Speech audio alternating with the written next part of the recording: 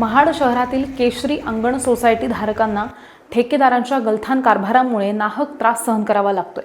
शहरातील काकरतळेमधील उभा मारुती ते बुटाला हॉलपर्यंत अंतर्गत काँक्रिटीकरण रस्त्याचं काम नगरपालिकेनं सुरू केलंय आणि नगरपालिकेनं रस्ता काँक्रिटीकरण काम करण्यासाठी एका ठेकेदाराची नेमणूक केली आहे। पण या ठेकेदारानं संबंधित रहिवाशांना कुठल्याही प्रकारची पूर्वकल्पना न देता रस्त्याच्या कामाला सुरुवात केली आहे।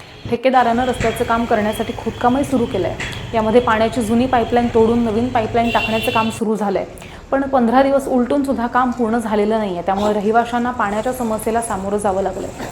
दिवसातनं 2 पाणी टँकर तुम्हाला देईन असं आश्वासन ठेकेदाराने दिलेलं होतं, पण आत्तापर्यंत हे आश्वासन कधीच पूर्ण झालेलं नाही आहे असा आरोप इथल्या रहिवाशांनी केला आहे। यातच गटाराचं खोदकाम सुरू असताना सर्व दूषित पाणी एकाच ठिकाणी तुंबून राहिले, त्यामुळे रोगराई पसरली तर ह्याला जबाबदार कोण असा प्रश्न सुद्धा रहिवाशांनी केला।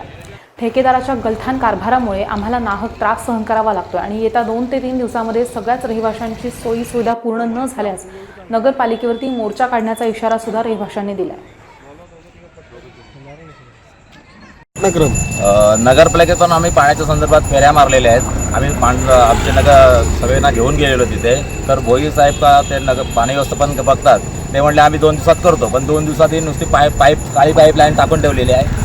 गोतवडीचा पाण्याचा पूर्ण साठा गटारात वाहून जातोय, पूर्ण साठा गटारात वाहून जातोय आणि पूर्ण चारी बाजूला खोदकाम करून ठेवलेलं आहे। जायची सोय नाही, काही नाही। दिवाबत्तीची पण सोय तोडून ठेवलेली आहे। पूर्ण नवीन स्ट्रीट लाईट होती ती पण दिवाबत्तीची पण सोय तोडून ठेवलेली आहे।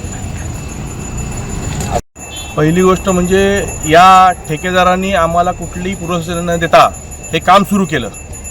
आमच्या गेले 20 दिवस बाईक आणि 4 व्हीलर आतमध्ये अडकून आहेत, त्याचीसुद्धा त्यांनी आम्हाला पूर्वकल्पना दिली नाही। त्यांना ज्यावेळी आम्ही विचारणा करणार होतो त्यावेळी ते नगरपालिकेचं नाव पुढं करतात आणि नगरपालिकेला विचारायला नगरपालिकेत ठेकेदाराचं नाव देतात। नगरपालिकेतसुद्धा शून्य कारभार आहे, नियोजन शून्य आहे आणि ठेकेदाराचं आता आम्ही एकच याच्यावर पर्याय ठेवला आहे, जर का या 2 दिवसात हा मार्ग मोकळा झाला नाही तर आम्ही आमच्या पद्धतीने जे काही इथं 3 ते 3.5 रहिवासी आहेत त्या आमच्या स्टाईलने आम्ही नगरपालिकेला उत्तर देऊ आणि ठेकेदाराचं उत्तर देऊ। कारण आज गेले 15 दिवस आम्हाला पाण्याची सुद्धा इथं व्यवस्था केली जात नाही।